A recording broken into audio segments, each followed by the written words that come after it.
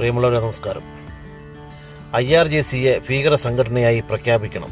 US-നോട് Israel.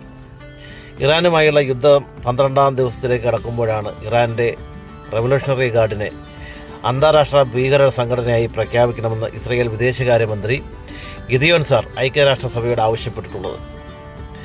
ഇറാൻ്റെ അധിനിവേശ സ്വഭാവമുള്ള നീക്കങ്ങൾ ഇസ്രയേലിന് മാത്രമല്ല ആഗോള സമാധാനത്തിന് ഭീഷണിയാണെന്ന് അദ്ദേഹം ചൂണ്ടിക്കാട്ടി.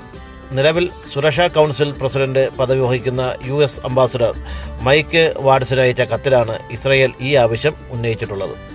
ഇറാന്റെ നടപടികളെ ശക്തമായി അപലപിക്കണമെന്നും IRGCക്ക് മേൽ കർശന നിയന്ത്രണങ്ങൾ ഏർപ്പെടുത്തണമെന്നും ഗിദിയോൻ സാർ ആവശ്യപ്പെട്ടിട്ടുണ്ട്.